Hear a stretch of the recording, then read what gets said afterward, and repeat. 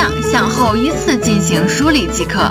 第4步，修剪蘑菇头的蘑菇，我们先去定出下侧的90度，主人喜欢短一些的，所以我们底下就切得短一些。同样的动作重复2至3遍，就可以切得非常干净整齐了。左侧的修剪方法与右侧一致，需要注意的是2个蘑菇底端需要切得一样长，同时注意耳朵的位置不要切伤。蘑菇头的上侧先定出2眼之间的90，两侧45到65度向下顺势进行包圆，右侧也是一样。